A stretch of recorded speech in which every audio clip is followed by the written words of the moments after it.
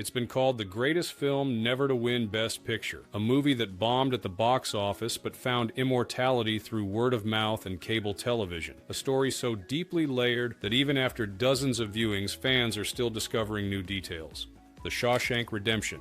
For millions of movie lovers, this tale of hope, friendship, and redemption ranks as one of the greatest films ever made. But what if I told you that beneath its familiar surface lies a world of secrets that even the most dedicated fans have never uncovered?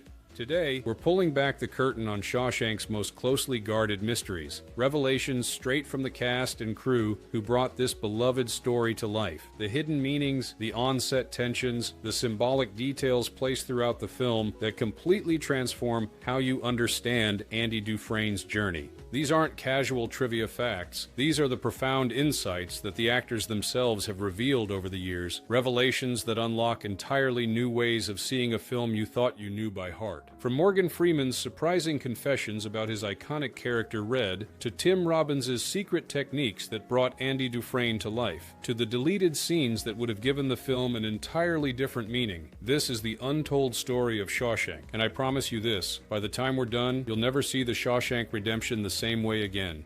The film that almost wasn't. Before we dive into the cast's revelations, we need to understand something remarkable. The Shawshank Redemption almost never made it to theaters at all. When Frank Darabont first approached Stephen King about adapting his novella Rita Hayworth and Shawshank Redemption, King was skeptical. Not because he doubted Darabont's talent, but because the story seemed impossible to film. It was too internal, too psychological. But what few people know is that King ultimately sold the rights to Darabont for just $1. Yes, you heard that right, $1 single. It was what King called his Dollar Baby program, where he would allow promising filmmakers to adapt his shorter works for a token payment. Tim Robbins revealed in a 25th anniversary interview that this gesture by King created an unusual freedom on set. We weren't making a big-budget blockbuster with studio executives hovering over every scene, Robbins explained. Frank had this remarkable creative control because, frankly, the stakes weren't seen as that high. Morgan Freeman added, "It's ironic. The film that would go on to be ranked #1 on IMDb for years started as almost an afterthought for Hollywood. Columbia Pictures barely knew what to do with it. This strange beginning set the stage for what would become one of Hollywood's most unlikely success stories. A film that took the roundabout path to greatness, much like its protagonist, Andy Dufresne. The Prison That Made Shawshank." One of the most crucial elements in creating the film's authentic atmosphere was the decision to shoot at the Ohio State Reformatory in Mansfield, Ohio. This massive, imposing structure had been closed in 1990 due to inhumane conditions, just 4 years before filming began. What the cast has revealed in subsequent interviews is how profoundly this real prison affected their performances. Clancy Brown, who played the brutal Captain Hadley, admitted, "There was something that happened to all of us when we walked through those gates each morning. You could feel the decades of misery in those walls. It wasn't something you had to act." The prison wasn't just a backdrop. It became a character in the film. Tim Robbins would sometimes sit alone in the cells between takes, absorbing the claustrophobic reality of incarceration. Those cells were tiny, 6 by 8 feet, Robbins noted in a 2019 interview. When you stood in one and the door closed, something primal happened in your brain. The panic was real. What fans may not realize is that many of the extras in the film were actually former inmates of that very prison. Director Frank Darabont wanted authentic reactions during the yard scenes and mess hall sequences, so he hired men who had actually served time there. Their weathered faces and knowing glances weren't acting. They were reliving their own experiences. This dedication to authenticity extended to every aspect of the production. The production team even aged the walls of the prison differently for scenes set in different decades, gradually making them cleaner as the film moved backward in time, a subtle detail most viewers never consciously notice. Freeman later remarked that this attention to reality changed his approach to Red. "I wasn't playing a prisoner in a movie set. I was playing a man who had spent decades in that specific hellhole. There's a difference." The characters behind the characters.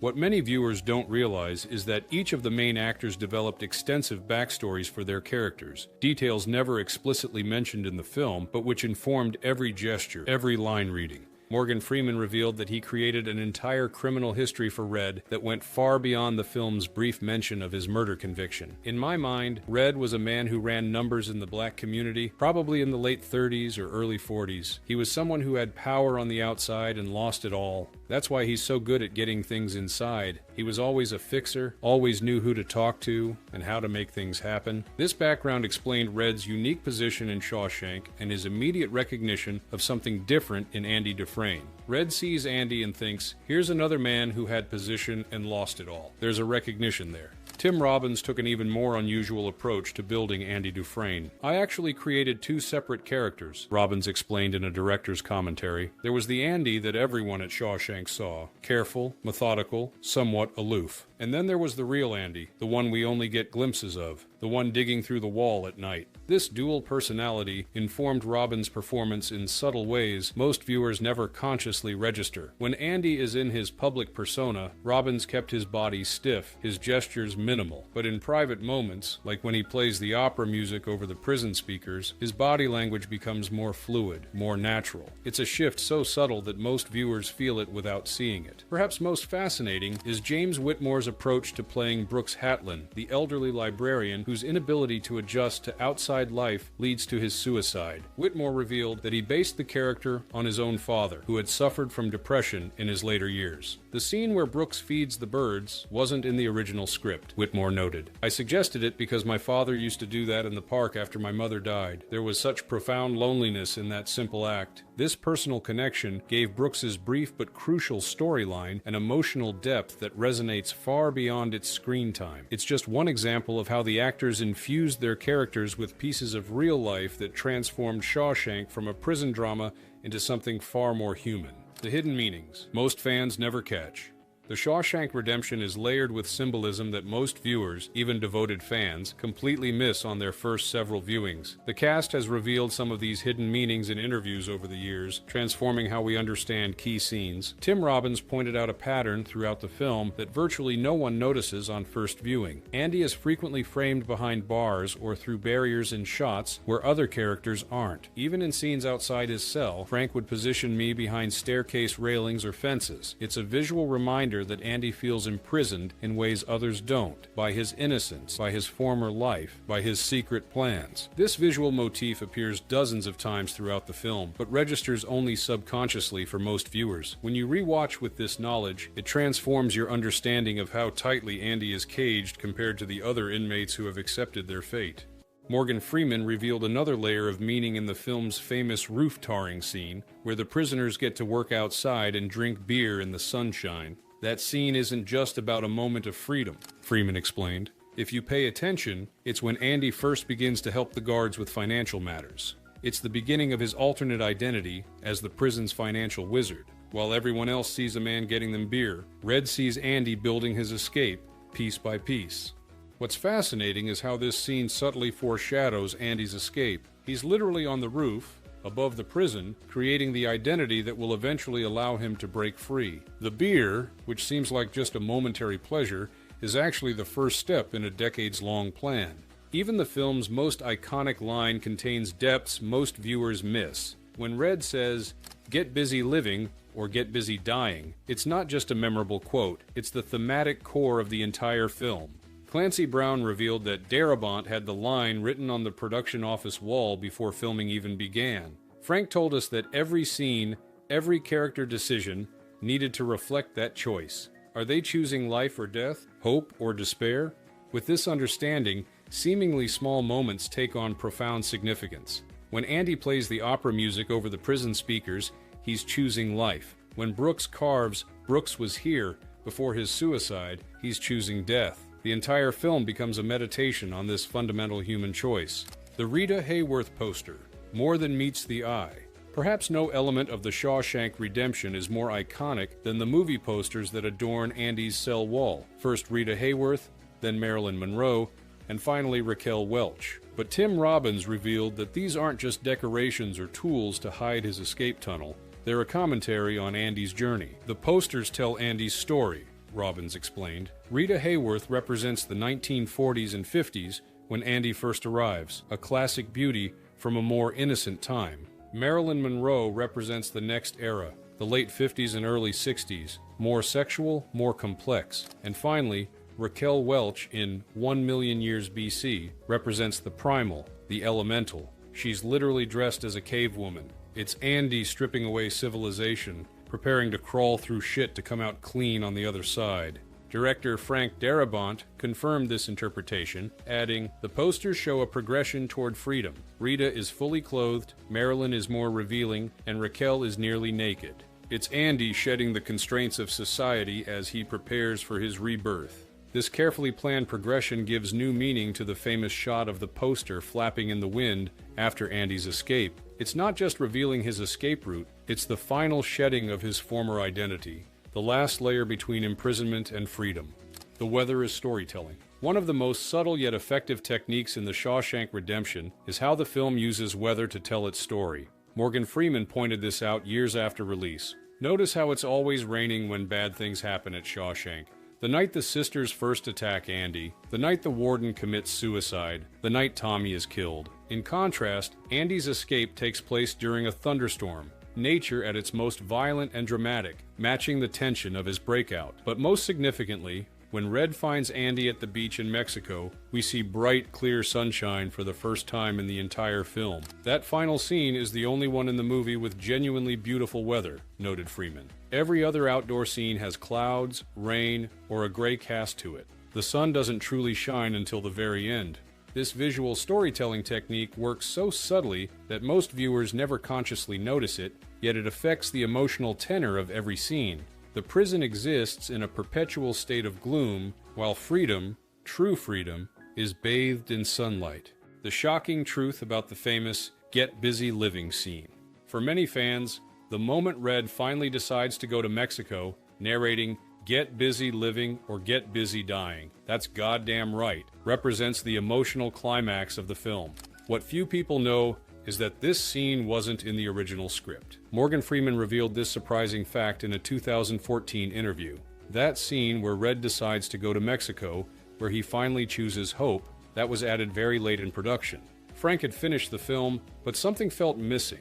The studio wanted to cut the reunion in Mexico entirely because they thought the film was too long. Frank fought back by adding that scene on the bus where I decide to go find Andy.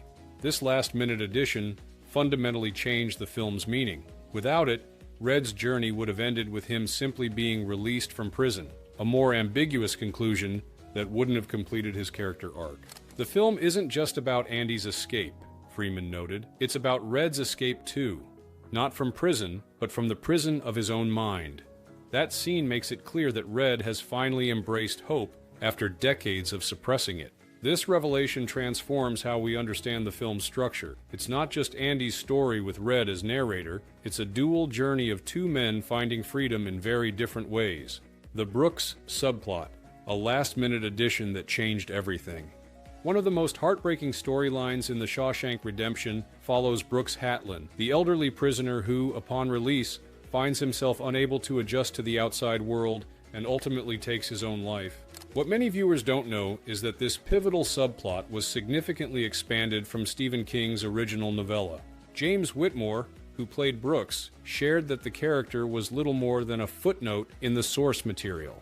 Frank saw something in this minor character that no one else did, Whitmore explained. He understood that Brooks represented all the men who become institutionalized, who can't live beyond the walls once those walls have become home. The decision to expand Brooks' role fundamentally changed the film's emotional landscape. It established the stakes for Red's eventual release and created a devastating counterpoint to Andy's steadfast hope. Without Brooks, the ending would lose much of its emotional impact. We wouldn't understand just how remarkable it is that Red chooses a different path. Director Frank Darabont later revealed that studio executives pushed to cut the Brooks sequence entirely, arguing that it slowed the main story. "I had to fight for Brooks," Darabont said. "I explained that without showing what happens to him, Red's final journey means nothing. Brooks chose fear, Red chooses hope. Without one, the other has no meaning." This context makes Brooks's famous carving, "Brooks was here," even more poignant. When Red later adds, "so was Red" before departing for Mexico, he's not just leaving a message, he's explicitly rejecting Brooks' fate and choosing a different ending for himself. The Warden, based on a real person. Bob Gunton, who played the villainous Warden Norton, revealed years after the film's release that his character was partially based on a real-life prison official from the 1950s who was eventually convicted of forcing inmates to perform renovation work on his personal home. Frank gave me newspaper clippings about this warden from the Midwest, Gunton explained. The man presented himself as a moral, upstanding Christian, while simultaneously treating prisoners like personal slaves and embezzling funds. The hypocrisy was staggering. This real-life inspiration informed many of the character's most memorable traits, his Bible quotations juxtaposed with his cruelty, his obsessive concern with appearance versus his moral corruption. Understanding this background gives new meaning to the warden's suicide scene. When the police arrive, he can't face the humiliation of being treated like the criminals he's lorded over for decades, Gunton noted. It's not just fear of prison, it's the destruction of his carefully constructed self-image as a righteous man that he can't bear. This character detail adds historical authenticity to what might otherwise seem like an over-the-top villain. The corrupt Bible-quoting warden wasn't Hollywood invention. He was drawn from America's actual penal history. The redemption in Shawshank, not what you think. While most viewers assume the redemption in the film's title refers to Andy's eventual escape and vindication, the cast has revealed a much more nuanced interpretation. Tim Robbins explained, "The title isn't just about Andy being redeemed through his escape, it's about the redemption of humanity inside a place designed to strip humanity away. Andy redeems the other prisoners by giving them hope and purpose. He redeems the library, the roof, even the walls of his cell through his carvings. He makes Shawshank itself better, even as he's planning to leave it." This understanding transforms the film from a simple escape story into something far more profound, a meditation on how humans can maintain their essential dignity even in the most degrading circumstances. Morgan Freeman added his own interpretation. Red finds redemption not just by leaving Shawshank, but by finally telling the truth, to himself and to the parole board. When he says he doesn't give a damn about their judgment of him, that's his redemption. He's finally authentic after decades of saying what he thought they wanted to hear. This layered understanding of redemption helps explain why the film has resonated so deeply with audiences. It's not just a prison escape thriller. It's a story about redeeming the human spirit in all the different ways that spirit can be imprisoned, by walls, by lies, by fear, and ultimately by the absence of hope. The famous ending, almost completely different. Perhaps the most shocking revelation from the cast and crew is that the Shawshank Redemption almost had an entirely different ending. The iconic beach reunion between Andy and Red, consistently ranked as one of the most uplifting conclusions in film history, was nearly left on the cutting room floor. Frank Darabont revealed that studio executives strongly pushed to end the film with Red on the bus, heading toward the Mexican border. They argued that actually showing the reunion was unnecessary and that the film was already too long. They wanted to cut the beach scene entirely, Darabont explained. They thought ending with Red on the bus, full of hope, was enough. But I fought for that final scene because the film isn't ultimately about hope. It's about hope fulfilled. Without seeing Andy and Red together on that beach, the audience would be left with the same uncertainty that plagues Red throughout the film. I wanted to give them closure. Tim Robbins added another fascinating detail. The final scene was actually the first thing we shot. Frank wanted to capture that reunion before Morgan and I had spent months building our relationship on screen. He wanted that slightly awkward, slightly tentative quality you see when two old friends reconnect after a long separation. This production decision created the perfect emotional tenor for the scene, neither overly sentimental nor lacking in genuine feeling. The subtle restraint in their reunion feels utterly authentic precisely because Robbins and Freeman hadn't yet developed the on-screen chemistry that would make their prison scenes so compelling. The executive's desire to cut this scene seems unfathomable now, given how perfectly it completes the story. As Morgan Freeman noted, without that beach scene, Shawshank would be a different film altogether. A film about hope as an idea rather than hope as a reality. And that's not nearly as powerful. The music, more than just a score. Thomas Newman's score for The Shawshank Redemption is almost as iconic as the film itself, but few viewers understand how deliberately the music was crafted to tell the story's emotional journey. The score actually gets more hopeful throughout the film, in such subtle ways that most viewers never consciously notice it, Tim Robbins revealed. Early prison scenes have this austere, almost mechanical quality to the music. By the end, there's warmth and even joy in the orchestration. This musical progression mirrors Andy's journey from despair to hope, but it happens so gradually that it registers emotionally rather than intellectually for most viewers. The music does what Andy does. It smuggles hope into Shawshank one note at a time. Perhaps the most powerful musical moment comes during the famous "Brooks Was Here" sequence, where the tender, melancholic score contrasts with the old man's isolation and fear. James Whitmore noted, "That music doesn't tell you how to feel about Brooks. It's not manipulative. Instead, it captures his profound confusion and sadness at finding himself free, but more imprisoned than ever." Newman's score was nominated for an Academy Award, but lost to Hans Zimmer's work on The Lion King. Many film scholars consider this one of the Oscars' most significant oversights, as Newman's subtle, emotionally complex composition stood the test of time as one of cinema's most effective scores. The film's second life, How Shawshank Became a Phenomenon. The Shawshank Redemption's box office performance was mediocre at best. Opening against Pulp Fiction and Forrest Gump, it earned just $16 million during its original theatrical run, far less than its $25 million production budget. By conventional Hollywood metrics, it was a failure. Morgan Freeman explained what happened next. The film found its audience through cable television and VHS rentals. TNT started showing it regularly, and something remarkable happened. People didn't just watch it once, they watched it every time it came on. It became comfort food for the soul. This unprecedented second life transformed Shawshank from box office disappointment to cultural touchstone. By the late 1990s, video rental revenue had not only made the film profitable, but had established it as one of the most beloved movies of all time. Tim Robbins noted the irony in this trajectory. A film about patience, about taking the long view, needed patience from the studio and the long view of history to be recognized for what it was. There's something appropriate about that. The film's journey from failure to phenomenon mirrors